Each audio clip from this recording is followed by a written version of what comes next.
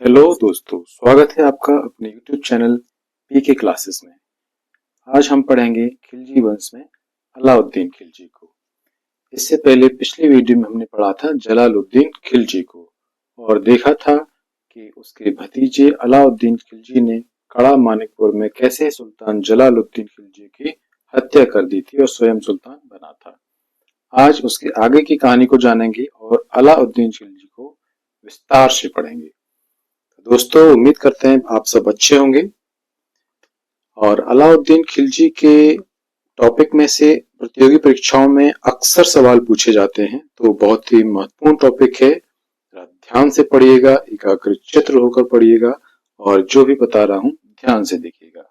तो चलिए शुरू करते हैं।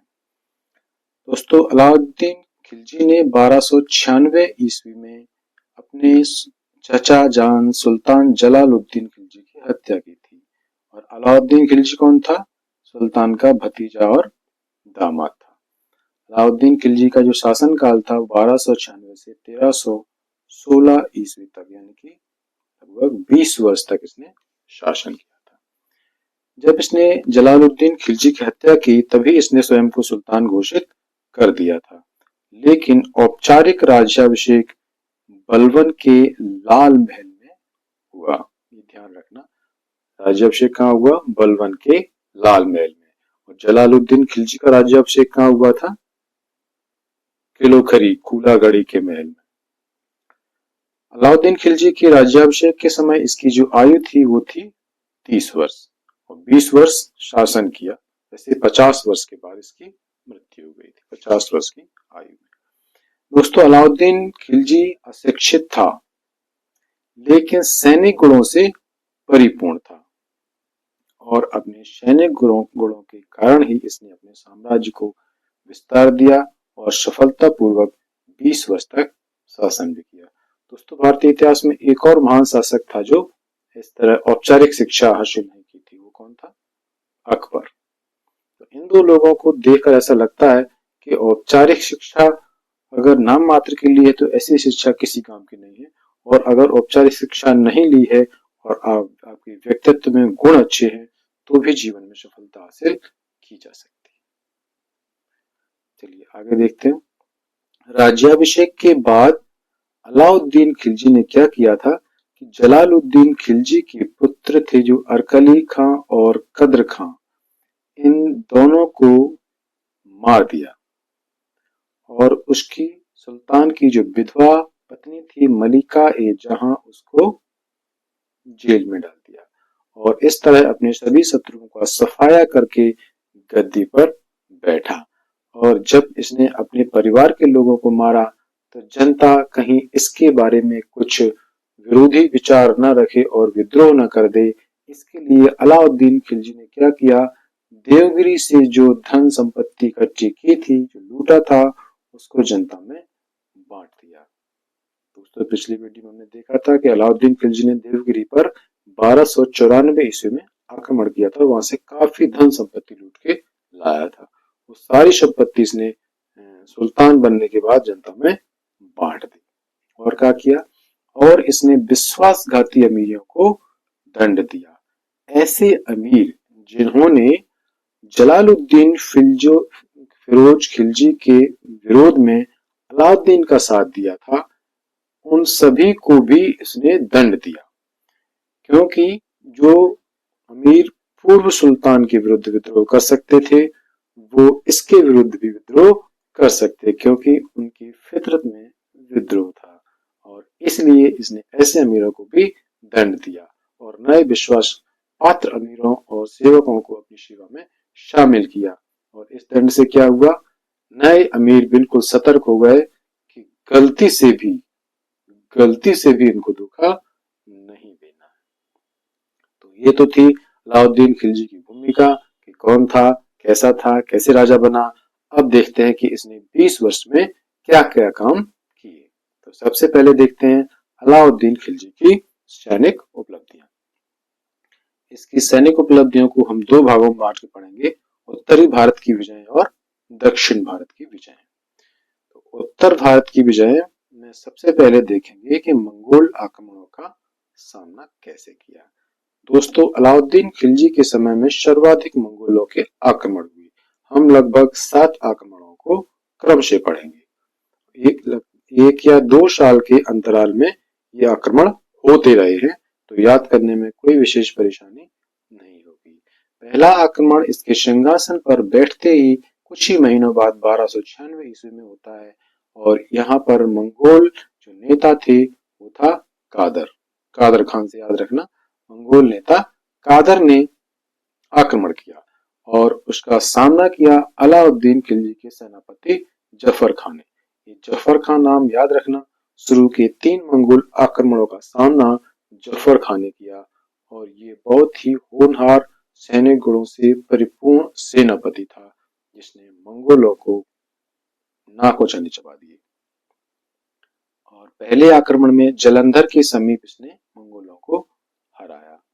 अगले ही साल, दोस्तों ये सन आपको याद करने की जरूरत नहीं पड़ी, क्रम से ही है, शुरू में लगातार हुए, फिर 1 साल के अंतराल से, फिर 2 साल के अंतराल से। तो अगले ही साल दूसरा आक्रमण होता है 1297 ईस्वी में और इस बार मंगोल नेता था देवा और साल्दी। ये मंगोल नेता थे और अलाउद्दीन का सेनापति जफर खान। जैसा कि मैंने अभी बताया, शुरू के 3 आक्रमणों का सामना जफर खान ने किया। दूसरी बार में मंगोल सीरी के किले तक आ गए थे। अब ये सीरी का किला कहाँ था? दिल्ली के पास ही बनवाया गया था और अलाउद्दीन खिलजी ने इस किले का निर्माण विशेष रूप से मंगोल आक्रमणों का सामना करने के लिए और उनके आक्रमण से दिल्ली की सुरक्षा के लिए बनवाया था। तो दूसरे आक्रमण में मंगोल सीरी के किले तक आ गए और इस किले पर अधिकार भी कर लिया था, लेकिन जफर खान ने मंगोलों को परास्त कर सीरी के किले पर पुनः अधिकार कर लिया। और अगला आक्रमण जो होता है वो 1 साल के अंतराल से 1299 ईस्वी में होता है और इस बार मंगोल आक्रमणकर्ता जो था वो था कुतलुग ख्वाजा। बहुत ही जबरदस्त आक्रमण था।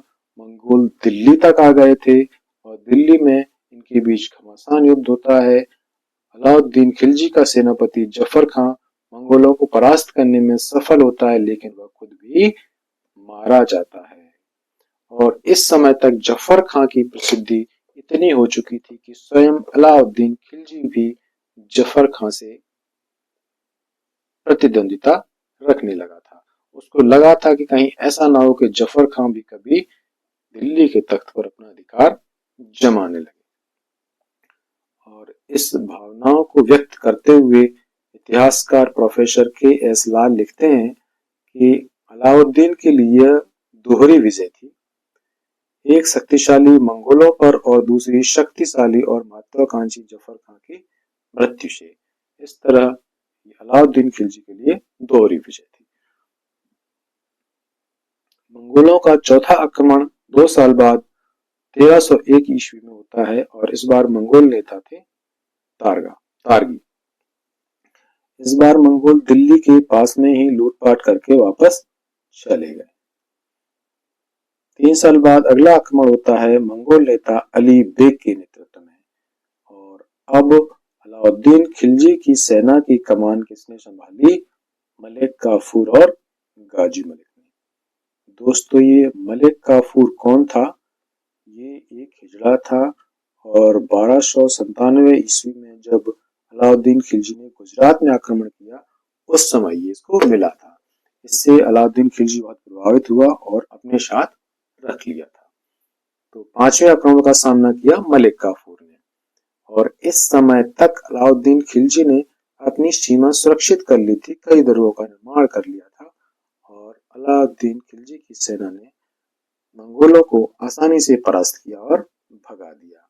इसके बाद कुछ और आक्रमण भी हुए हैं। 2 साल बाद फिर से आक्रमण हुआ, कबक ने आक्रमण किया और ये पराजित हुआ। अगले 2 साल बाद फिर आक्रमण होता है, इकबाल मंद ने आक्रमण किया, ये परास्त हुआ। इस तरह मंगोलों के हमने 7 आक्रमण पढ़े जो अलाउद्दीन खिलजी के समय में होते हैं। प्रश्न आता है कि सबसे ज्यादा मंगोल आक्रमण किस सुल्तान के समय में हुए? तो अलाउद्दीन खिलजी के समय में हुए। और इन आक्रमणकारियों के नाम में भी कभी पूछ लिया जाता है तो याद रखना, अभी हमने पढ़े कादर, देवा, साल्दी, कुतलुग ख्वाजा, तारगी, कबक और इकबालमंद, ये नाम याद रखना। और इनका सामना किन किन से हुआ था? जो अलाउद्दीन खिलजी के सेनापति थे, पहले जफर खां, बाद में मलिक काफूर। तो इतना ध्यान रखना। अगला हम पढ़ते हैं गुजरात विजय।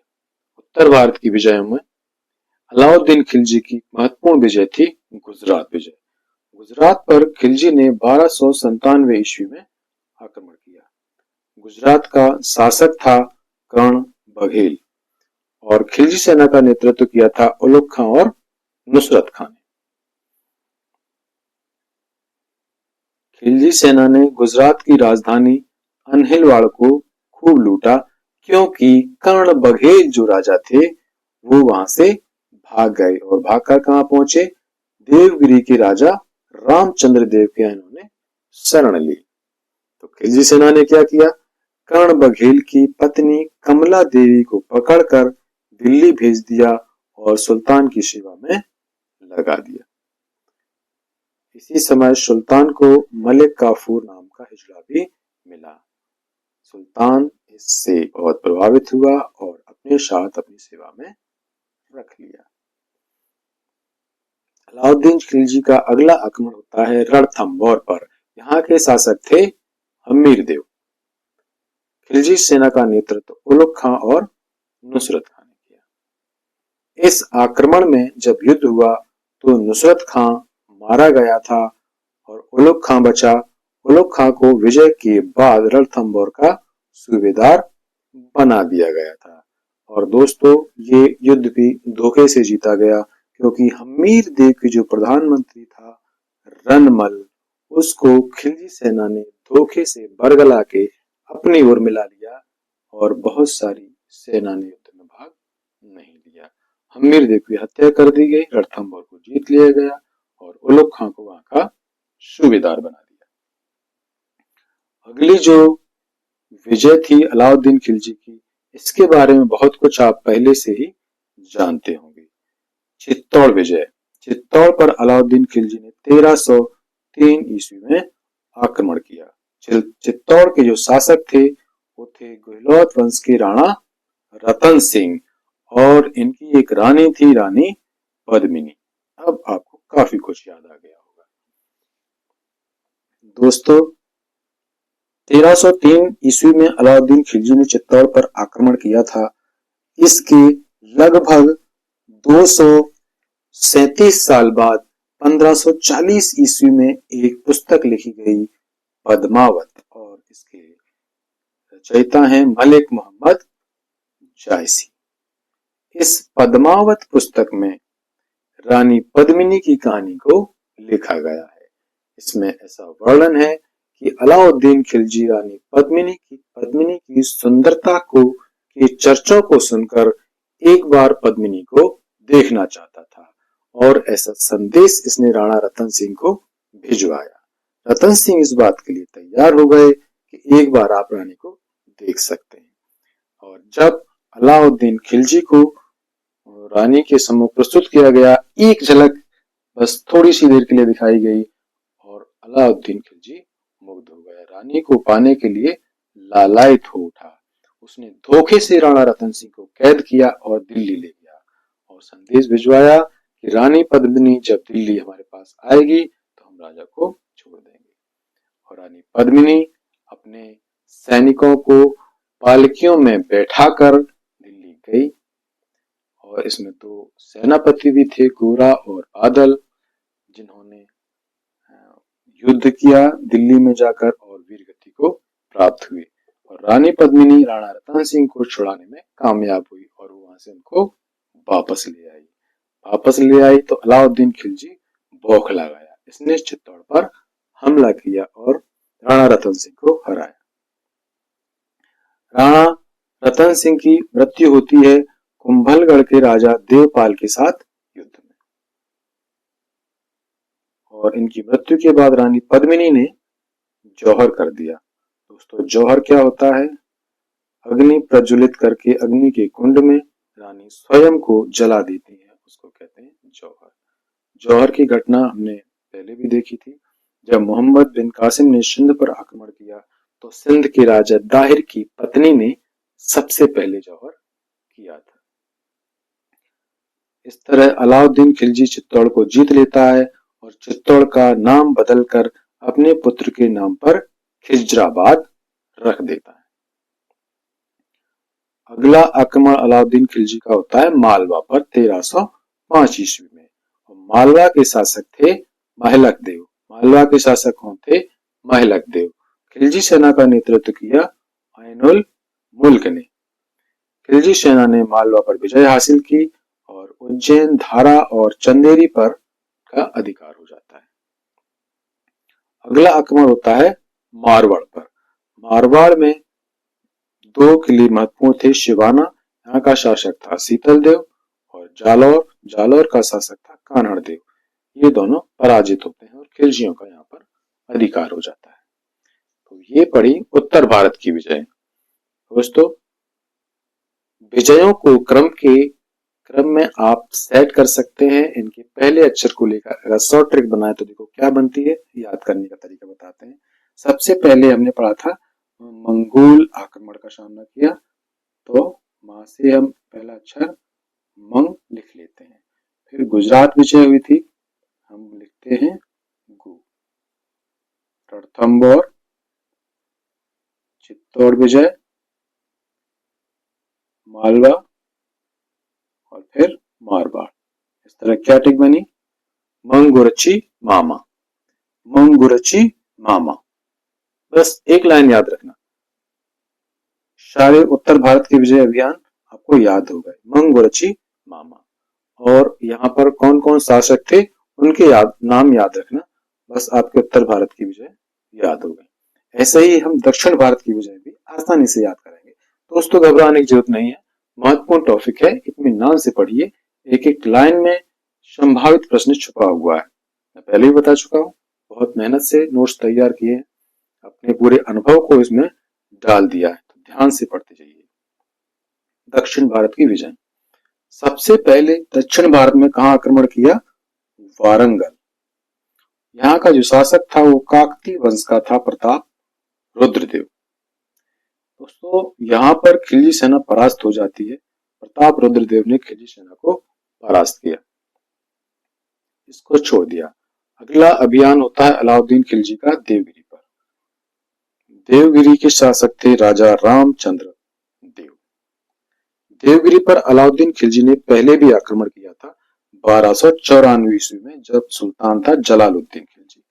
तब देवगिरी के शासक राजा रामचंद्र देव ने एलिचपुर का वार्षिक राजस्व अलाउद्दीन को देने का वचन दिया था, लेकिन बाद में 1303 ईस्वी में यह राजस्व देना बंद कर दिया।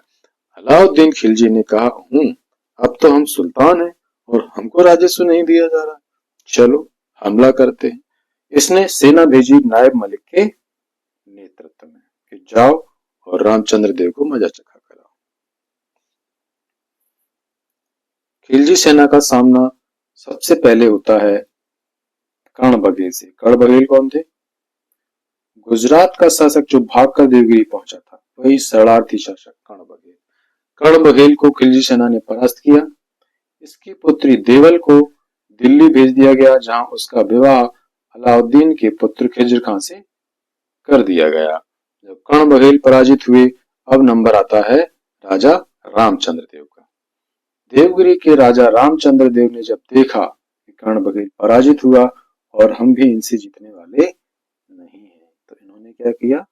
आत्मसमर्पण कर दिया। और जब आत्मसमर्पण कर दिया तो रामचंद्र देव को खिलजी ने उपाधि दी राय रायन। राय रायन जिसका अर्थ होता है सरदारों का सरदार, ये उपाधि दी। और क्या दिया? एक चंदोबा दिया उपहार में, 1 लाख सोने के टके दिए और नवसारी का किला दिया। प्रश्न पूछा जाता है, अलाउद्दीन खिलजी ने राय रायन की उपाधि किसको दी? राजा रामचंद्र देव को। किसको अलाउद्दीन खिलजी ने चंदोबा, 1 लाख सोने के टके और नवसारी का किला दिया? देवगिरी के राजा रामचंद्र देव को। ऐसे याद रखना। और रामचंद्र देव ने क्या दिया? वही पुराना वादा, एलिचपुर का राजस्व भेजने का वादा किया, और ये राजस्व भेजना फिर से प्रारंभ कर दिया। अलाउद्दीन खिलजी का अगला आक्रमण होता है वारंगल यानी तेलंगाना पर। 1303 ईस्वी में अलाउद्दीन खिलजी की सेना हार गई थी वारंगल से। इस बार पुनः आक्रमण किया क्योंकि साथ देने वाले थे राजा रामचंद्र देव। 1308 ईस्वी में फिर से वारंगल पर आक्रमण होता है, इसको तेलंगाना भी कहते हैं वारंगल। यहाँ के शासक प्रताप रुद्रदेव। खिलजी सेना का नेतृत्व किया मलिक काफूर ने और इनकी सहायता की देवगिरी के राजा रामचंद्र देव। खिलजी सेना को देखकर प्रताप रुद्रदेव हैरान परेशान और सरेंडर कर दिए। सरेंडर करने की इनकी अनोखी स्टाइल थी। देखिएगा, स्टाइल पर गौर करिएगा कि प्रताप रुद्रदेव ने अपनी एक सोने की मूर्ति बनवाकर उसके गले में सोने की जंजीर डालकर मलिक काफूर के सामने आत्मसमर्पण के लिए भेजी कि ये मैं हूँ और समर्पित हूँ आपकी सेवा में। और क्या दिया इन्होंने? कोहिनूर हीरा भी काफूर को दिया। क्या दिया? कोहिनूर हीरा, याद रखना। अगला आक्रमण होयसल, इसकी राजधानी थी द्वार समुद्र। यहाँ के शासक थे बल्लाल देव। कौन थे? बल्लाल देव तृतीय। बल्लाल देव तृतीय। कुछ याद आया? बाहुबली। बल्लाल देव तृतीय पराजित होते हैं और कौन करता है? खिलजी सेना का नेतृत्व करता मलिक काफूर। मलिक काफूर याद रखना, कई बार सेना का नेतृत्व किया है। बल्लाल देव पराजित होते हैं और अलाउद्दीन खिलजी को एक खिलवत क्या आता है? वस्त्र, कपड़े भाई पहनने के लिए विशेष कपड़े, खिलवत, मुकुट, छत्र, 10 लाख टकों की थैली उपहार में देते हैं। प्रश्न पूछा जाएगा, कहाँ के शासक ने अलाउद्दीन खिलजी को खिलवत, मुकुट, छत्र और 10 लाख टकों की थैली उपहार में दी? तो किसने दी? होयसल के शासक बल्लाल देव तृतीय ने। खिलजी का अगला आक्रमण कहाँ होता है? पांड्य। पांड्य राज्य की राजधानी थी मदुरा। यहाँ पर दो भाई थे, वीर पांड्य और सुंदर पांड्य, जो सत्ता को लेकर आपस में ही झगड़ रहे थे। सुंदर पांड्य ने काफूर से सहायता मांगी कि आओ भैया हमारी मदद करो, कुछ भला हो जाए तो सत्ता हमें मिल जाए। काफूर तो मौके की तलाश में था। मलिक काफूर पहुंच गया मदुरा। काफूर ने क्या किया? मदुरा को खूब लूटा। बाकी शासन सत्ता किसी को मिले कोई फर्क नहीं, खूब नृप हुए हमें का हानि। इसने मदुरा को खूब लूटा और धन संपत्ति इकट्ठी कर ली। ध्यान रखना दोस्तों के पांड्य राजाओं ने कभी भी अलाउद्दीन खिलजी का आधिपत्य स्वीकार नहीं किया, ना ही कभी कोई कर दिया। बस काफूर आया, मदुरा को लूटा और खूब सारा धन लूट ले गया। अलाउद्दीन खिलजी ने देवगिरी पर एक बार फिर से आक्रमण किया। क्या बात है भाई, बहुत आक्रमण कर रहा है देवगिरी पर, बार बार कर रहा है। हर आक्रमण का कोई कारण है। फिर क्या कारण है सुनिए। यह आक्रमण होता है 1313 ईस्वी में। इससे पहले ही राजा रामचंद्र देव की हो जाती है मृत्यु और शासक बनता है शंकर देव। शंकर देव ने क्या किया? जो एलिचपुर का वार्षिक राजस्व जाता था दिल्ली, वो इसने बंद कर दिया। जब बंद कर दिया तो आक्रमण का कारण उपस्थित हो गया और अलाउद्दीन खिलजी ने 1313 ईस्वी में मलिक काफूर को इसके विरुद्ध भेजा। काफूर ने क्या किया? शंकर देव को मार दिया और देवगिरी पर अधिकार कर लिया। दक्षिण भारत के आक्रमणों के संबंध में एक इतिहासकार आयंगर का एक कोट हमने लिखा है। इस कोट के भाव को समझें और समझ जाएं कि दक्षिण भारत के आक्रमण कैसे थे। एक बात मैं बता दूं कि अलाउद्दीन खिलजी ने दक्षिण भारत पर कभी भी प्रत्यक्ष रूप से शासन नहीं किया, सिर्फ वहां से धन दौलत इकट्ठी की, राजस्व वसूल किया और अप्रत्यक्ष रूप से अपने अधिकार में रहने दिया।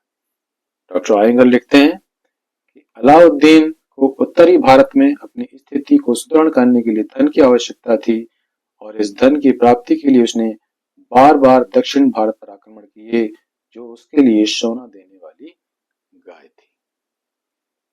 समझ जाना कि दक्षिण भारत का उपयोग इसने सिर्फ धन की उगाही के लिए किया, ना कि प्रत्यक्ष रूप से शासन किया।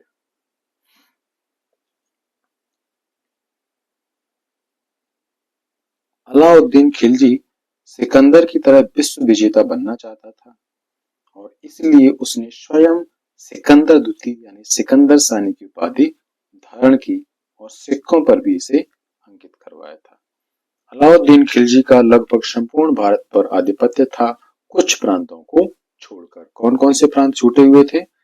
बंगाल, बिहार, उड़ीसा, कश्मीर और मदुरा। देखो मैप में देखते हैं। कश्मीर, यहां पर अलाउद्दीन खिलजी का अधिकार नहीं था। बिहार और बंगाल, यहां पर अधिकार नहीं था। उड़ीसा, अलाउद्दीन खिलजी का अधिकार नहीं था। मदुरा, यहाँ अलाउद्दीन खिलजी का अधिकार नहीं था। कहां कहां? सुनो, द्वार समुद्र, वारंगल, देवगिरी, एलिचपुर,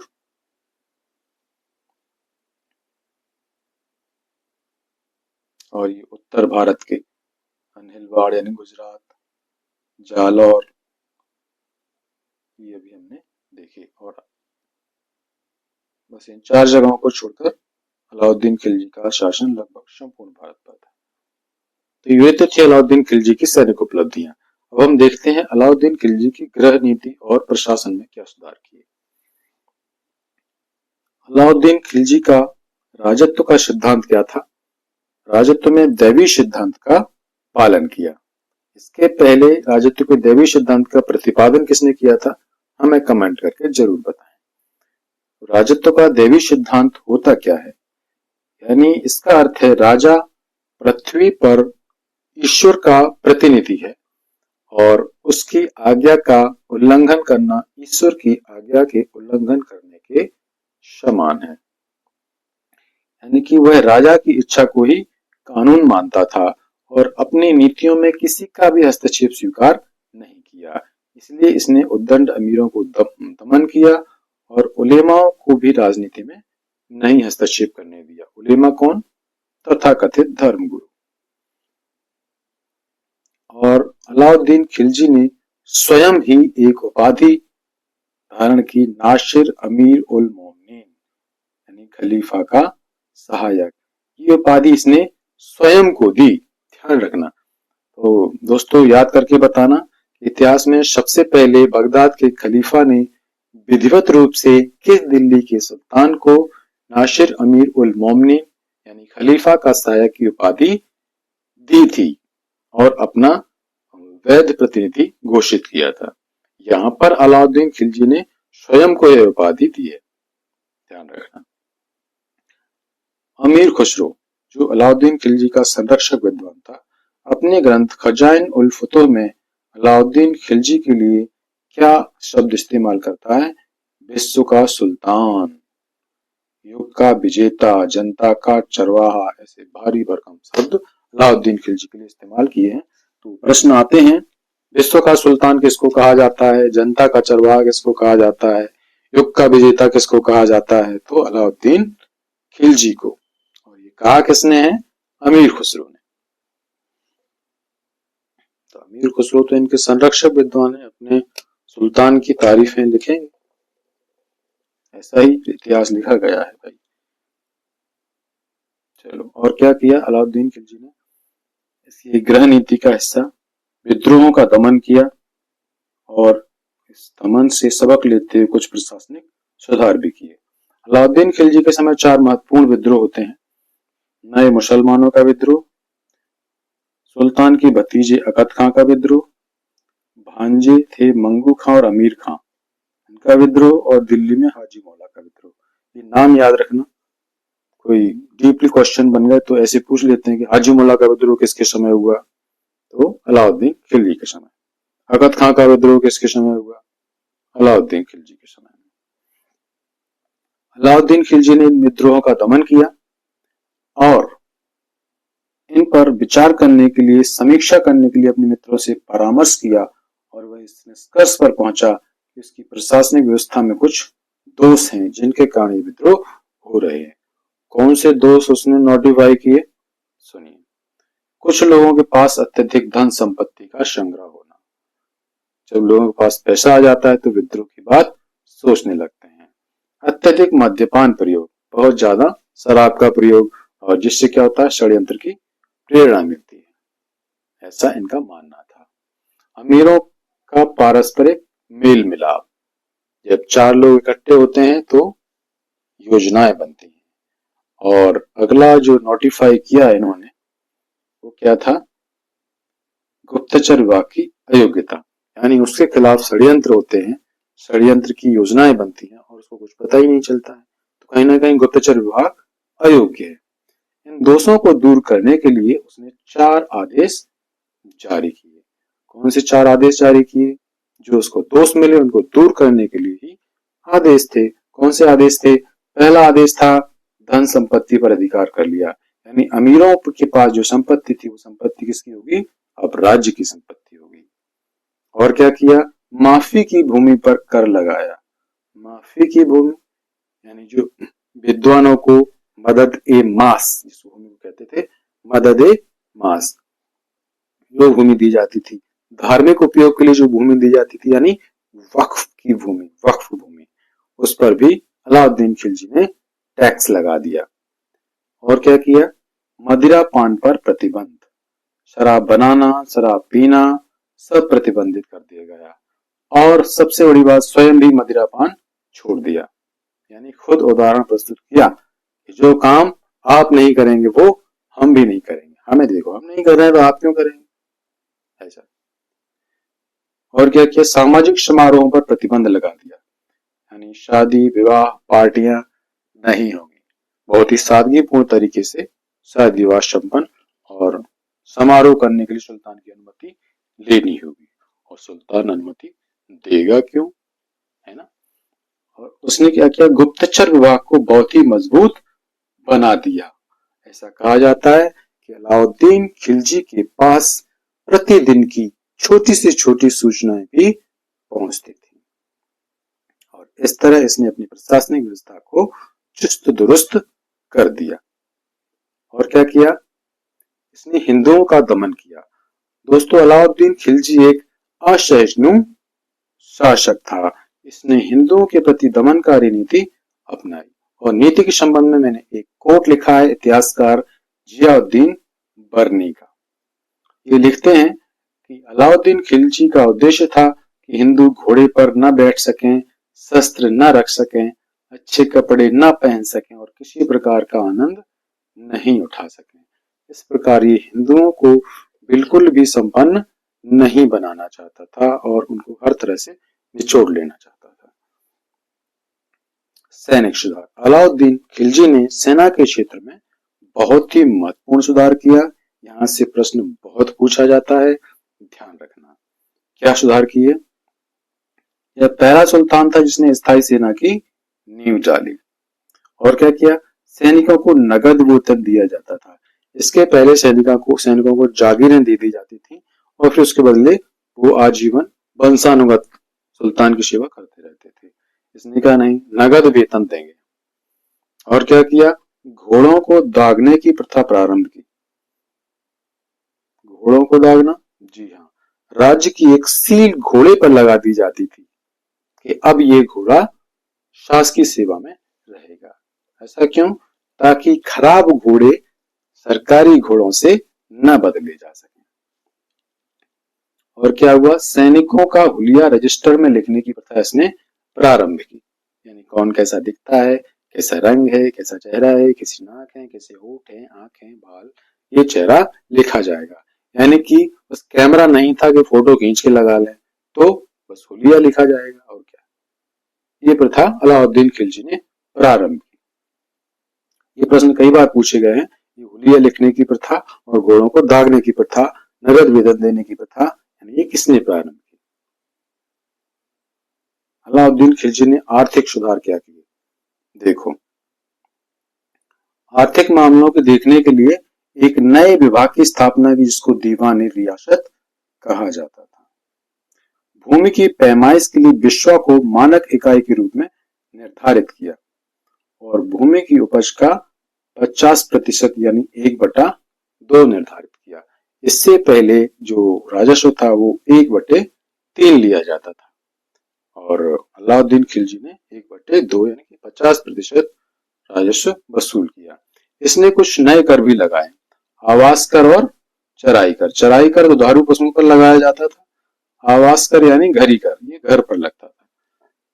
कौन कितना घर बना, जैसे आज का हाउस टैक्स या प्रॉपर्टी टैक्स, ठीक है। और क्या किया, राजस्व व्यवस्था में भ्रष्टाचार को समाप्त करने के लिए एक नए विभाग की स्थापना की, दीवाने मुस्तखराज। भ्रष्टाचार को समाप्त करने के लिए नया विभाग दीवाने मुस्तखराज, यानी कि आज का लोकपाल, लोकायुक्त, ईओडब्ल्यू, ईडी, है ना, ये विभाग के समान था इसका काम, दीवाने मुस्तखराज। और क्या किया, अलाउद्दीन खिलजी ने मुखिया, मुकद्दम, जमींदार, खूत, साधारण किसान यानी बलाहार के विशेषाधिकार छीन लिए। तो इस लाइन में हमें दो चीजें समझी, क्या, मुखिया, जमींदार, साधारण किसानों के अधिकार छीन लिए गए और इनको कहते क्या थे, मुखिया को मुकद्दम, जमींदार को खूत, मुकद्दम मुखिया, मुकद्दम मुखिया, जमींदार खूत, साधारण किसान बलाहार, ये कहा जाता था। इनके विशेषाधिकार इसने छीन लिए। और अब हम एक बहुत ही महत्वपूर्ण टॉपिक पढ़ेंगे, अलाउद्दीन खिलजी की बाजार नियंत्रण व्यवस्था। इसके पहले ऐसी व्यवस्था किसी ने नहीं अपनाई यहाँ पर। और ये व्यवस्था अपनाई क्यों, क्या अलाउद्दीन खिलजी कोई अर्थशास्त्री था? जी नहीं, उसका उद्देश्य था एक स्थायी सेना रखना, क्योंकि वो सैनिक गुणों से परिपूर्ण था और सेना के बल पर वो हर जगह जीत हासिल करना चाहता था। उसने सेना रखी भी। अब सेना की जरूरतें पूरी कैसे होंगी, उसके लिए बाजार नियंत्रण व्यवस्था अपनाई और इस नीति को सफल बनाने के लिए उसने 4 कार्य किए। 4 कार्य कौन से कार्य, क्या 4 नीतियां हैं जिनको उसने फॉलो किया बाजार नियंत्रण नीति को सफल बनाने के लिए। क्या किया, पहला काम, वस्तुओं के मूल्यों का निर्धारण। रोजमर्रा की जरूरत की वस्तुओं की एक सूची बनाई गई, जैसे सैनिकों को किन चीजों की आवश्यकता होती है, घोड़ों की, कपड़ों की, राशन की, ऐसी वस्तुओं की एक सूची बनाई गई और उनकी कीमत का निर्धारण कर दिया गया बहुत ही कम दाम पर, ताकि सभी सैनिकों की आवश्यकताएं कम कीमत में पूरी हो सके और एक सीमित वेतन में उनका गुजारा होता रहे। अगला काम क्या था, वस्तुओं की पूर्ति की व्यवस्था, यानी कि जिन वस्तुओं की खपत होती है और उसके राज्य में क्या उत्पादित होता है उस उत्पादन को बढ़ाना, जिसका उत्पादन नहीं होता है दूर देशों से उनका आयात करने की व्यवस्था और स्टोरेज के लिए गोदामों की व्यवस्था करना, ये सब किया गया। तीसरा काम था वस्तुओं का उचित वितरण, यानी किसी क्षेत्र में कितनी जनसंख्या है उसके अनुपात में उस क्षेत्र के बाजार में माल को उपलब्ध कराया जाए। और फिर माल का वितरण कैसे होगा, आधुनिक राशन कार्ड के समान प्रत्येक उपभोक्ता को आज्ञा पत्र दिए गए। आज्ञा पत्र यानी कि आज का राशन कार्ड। तो इस आज्ञा पत्र में उसके परिवार के सदस्यों की जानकारी होती थी, कितने लोग हैं, प्रतिमाह इनको कितना राशन दिया जाएगा, ये सब जानकारी रहती थी। इस प्रकार अलाउद्दीन खिलजी ने उस समय आज की पीडीएस प्रणाली यानी सार्वजनिक वितरण प्रणाली को लागू किया।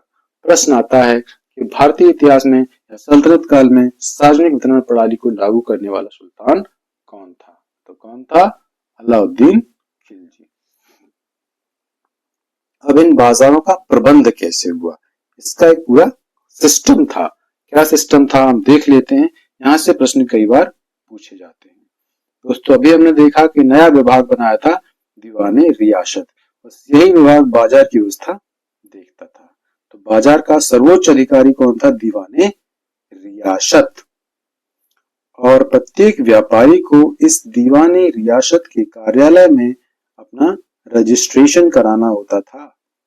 कैसे? आज की तुलना करो। जैसे आज हर एक व्यापारी को जीएसटी का रजिस्ट्रेशन कराना होता है जीएसटी डिपार्टमेंट में, वैसे उस समय हर एक व्यापारी को दीवाने रियासत में रजिस्ट्रेशन कराना होता था। और सरकारी धन से बाजारों का निर्माण किया गया था। इन बाजारों को कहते थे शराए अदल। और इन बाजारों की व्यवस्था का काम करता था सहना। जो शहना अधिकारी था ये दीवाने रियासत के अधीन होता था और ये संपूर्ण बाजारों की व्यवस्था देखता था। और इनके अधीन जो अधिकारी होते थे वो बरीद या मुनय्यन कहलाते थे। ये क्या करते थे? बाजार में घूम घूम कर रिपोर्ट तैयार करते थे कि बाजार में कामकाज कैसा चल रहा है। और बरीद अपनी रिपोर्ट देते थे सहना को।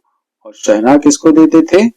सहना देते थे दीवाने रियासत को। इस तरह ये क्रम चलता था। बाजार में व्यवस्था बनाने के लिए व्यापारियों की अनियमितताओं पर उनको दंड देने का भी प्रावधान था।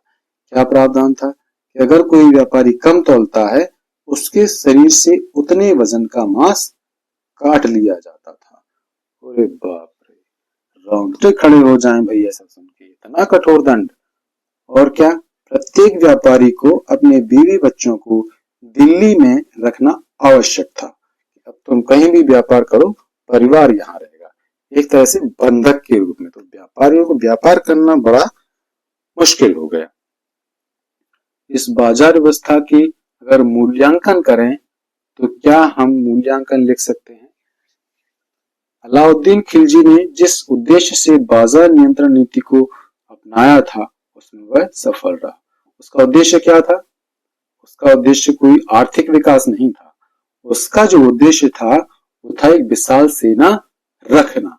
और वह मूल्यों को नियंत्रित करने के लिए यह प्रणाली अपनाई थी। तो वह मूल्यों को नियंत्रित करके एक विशाल सेना रखने में सफल रहा। इस तरह उसने जिस उद्देश्य से योजना लागू की थी वो सफल रही। अब इस प्रणाली के कुछ गुण दोष थे, हम एक नजर देख लेते हैं कि बाजार नियंत्रण नीति के क्या गुण थे। पहला फायदा क्या हुआ? बिना वेतन बढ़ाए विशाल सेना रखने में सफल हुआ। दूसरा, अनाज का उचित भंडारण होने के कारण अकाल, बाढ़, सूखा, दुर्भिक्ष कुछ भी आए, कीमतें हमेशा स्थिर ही बनी रहीं। अनाजों की कभी कमी नहीं हुई और कभी उनकी कीमतों में उछाल भी नहीं आया। इससे क्या हुआ? गरीब वर्ग को बहुत फायदा हुआ। बस दो वर्ग लाभान्वित हुए, गरीब और सैनिक। बड़े व्यापारियों की शक्ति पर अंकुश लग गया, भ्रष्टाचार भी कम हो गया। तो ये तो गुण थे। अब हम देख लेते हैं कुछ दोष। इस नीति के दोष क्या थे? दोस्तों, इस नीति में क्या था? किसानों से खेत में ही उपज कटने के बाद इनसे कम कीमत पर अनाज खरीद लिया जाता था। ये किसानों को बाध्यता थी बेचने की। तो अनाज बेचने की बाध्यता के कारण किसानों की स्थिति खराब हो गई, क्योंकि यह कीमतें बढ़ाकर नहीं बेच सकते थे। निर्धारित यह कीमत यानी कम कीमतों पर ही बेचने की बाध्यता थी। तो किसानों की स्थिति खराब हो गई। और अधिकतर किसान कौन थे? वो हिंदू थे, यानी कि हिंदुओं की स्थिति खराब थी। व्यापारियों को लाभांश बहुत कम था, दंड बहुत अधिक थे। इस तरह व्यापार करने के लिए कोई भी मोटिवेशन इनके पास नहीं था। तो व्यापारियों की स्थिति भी खराब थी। और यही कारण है कि अलाउद्दीन की मृत्यु के साथ ही इस व्यवस्था का अंत हो गया। अब हम देखते हैं दोस्तों अलाउद्दीन खिलजी का स्थापत्य में योगदान। क्योंकि वीडियो लंबा था, मैं स्पीड में पढ़ाता जा रहा हूं। आप लोग पूरा एकाग्र चित्त होकर देखें और आवश्यकता पड़े तो वीडियो को 2 बार देख लें, है ना। और ये नोट्स मैंने खुद तैयार किए हैं, आप अपने हाथ से इनको नोट करके खुद से नोट्स बना सकते हैं। चलो देखते हैं अलाउद्दीन खिलजी का स्थापत्य में क्या योगदान था। अलाउद्दीन खिलजी ने सीरी के किले का निर्माण कराया। सीरी का किला दिल्ली के पास में ही है और ये बनाया क्यों था? मंगोलों से दिल्ली की सुरक्षा के लिए खिलजी ने इसको बनवाया था। अलाई दरवाजा गुजरात विजय के उपलक्ष्य में बनाया। गुजरात विजय कब? 1297 ईस्वी में। गुजरात का शासक कौन था? कर्ण बघेल। इसको इसने हराया था। तो अलाई दरवाजा कहां बना है? दिल्ली में, कुतुब मीनार के सामने। जमात खाना मस्जिद, इसको बनवाया था अलाउद्दीन खिलजी के पुत्र खिज्र खान ने। वर्तमान में दिल्ली की सबसे पुरानी मस्जिद है और ये बनी है निजामुद्दीन बस्ती दरगाह परिसर दिल्ली में। और क्या बनवाया? हजार खंबा महल, ये सीरी के किले में ही बना हुआ एक स्मारक है। हौज खास, वर्तमान में दक्षिणी दिल्ली में हौज खास कॉम्प्लेक्स है। इसमें एक जलाशय है और उसके चारों ओर कुछ इमारतें बनी हुई। ये थे अलाउद्दीन खिलजी का कुछ स्थापत्य में योगदान। अलाउद्दीन खिलजी की मृत्यु कब हुई? 1 जनवरी 1316 ईस्वी में जलोदर रोग से 50 वर्ष की उम्र में इसकी मृत्यु हो जाती है। और इसके बाद 4 साल और चलता है खिलजी वंश। तो लगे हाथ देख लेते हैं कि अलाउद्दीन खिलजी के उत्तराधिकारी कौन थे। यानी 1316 से 1320 ईस्वी 4 साल और चलता है और इन 4 साल में 3 सुल्तान बनते हैं। तो पहला सुल्तान है शहाबुद्दीन उमर। इसकी उम्र है सिर्फ 16 वर्ष, सॉरी 6 वर्ष। 6 साल का शासक। इसको बनाया किसने? मलिक काफू ने इसको सुल्तान बना दिया और वास्तविक शासक कौन बन गया? खुद।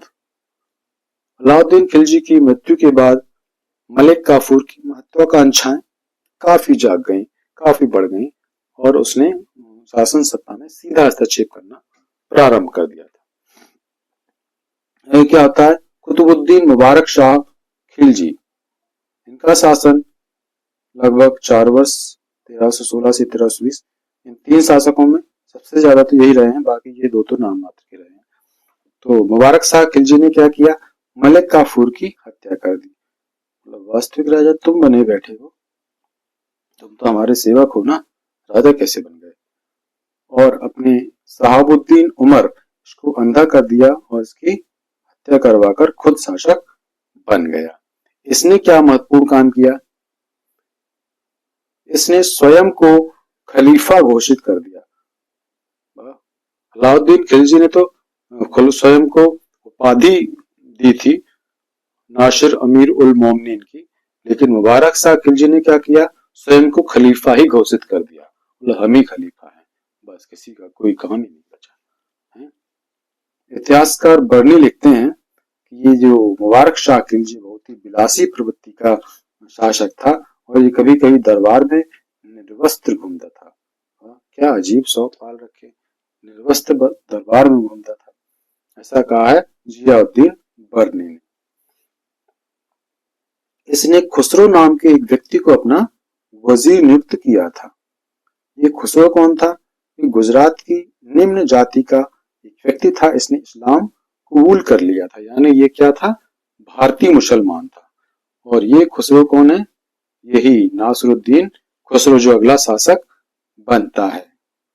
नासिरुद्दीन खुसरो या खुसरो शाह, ये वजीर था। 1320 ईस्वी में मुबारक शाह खिलजी की हत्या करके स्वयं सुल्तान बनता है। दोस्तों एक संत है निजामुद्दीन औलिया। निजामुद्दीन औलिया का इसको समर्थन प्राप्त था। और ये कौन था? ये भारतीय मुसलमान था। अब यहां से देखना कंसेप्ट कैसे क्लियर रखो दोस्तों, कंसेप्ट ऐसे क्लियर रखो। नासिरुद्दीन खुसरो को समर्थन प्राप्त था निजामुद्दीन औलिया का। और नासिरुद्दीन खुसरो की हत्या करी थी गाजी मलिक यानी गयासुद्दीन तुगलक ने। गयासुद्दीन तुगलक ने खुसरो की हत्या करके तुगलक वंश की नींव डाली थी। और निजामुद्दीन औलिया का समर्थन था खुसरो को। इसकी हत्या गयासुद्दीन तुगलक ने की। तो निजामुद्दीन औलिया और गयासुद्दीन तुगलक के बीच में हमेशा अनबन रही। और फिर आगे क्या हुआ हम आगे की वीडियो में जानेंगे कि इनके बीच में क्या हुआ था। ठीक है, तो नासिरुद्दीन खुसरो एक भारतीय मुसलमान था, इसलिए तुर्क इसको नापसंद करते थे। तो और इसके विरुद्ध षड्यंत्र भी होने लगे और इन षड्यंत्र का नेतृत्व किया दीपालपुर के सूबेदार गाजी मलिक ने। और ये गाजी मलिक कौन था? गयासुद्दीन तुगलक। गाजी मलिक ने सितंबर 1320 में इसकी हत्या कर दी और गयासुद्दीन तुगलक के नाम से सिंहासन पर बैठा और तुगलक वंश की नींव डाली। तो दोस्तों इस तरह खिलजी वंश हो गया समाप्त। अलाउद्दीन खिलजी को हमने बहुत ही विस्तार से पढ़ा। उम्मीद है आपको वीडियो पसंद आया होगा। बहुत ही महत्वपूर्ण टॉपिक था। यहाँ से प्रश्न पूछे जाने की संभावना बहुत अधिक होती है। उम्मीद है आपको वीडियो पसंद आया होगा। वीडियो को लाइक करें, चैनल को सब्सक्राइब करें। कैसा लगा वीडियो ये कमेंट करके जरूर बताएं। दोस्तों मिलते हैं अगले वीडियो में। तब तक खुश रहिए, पढ़ते रहिए। धन्यवाद।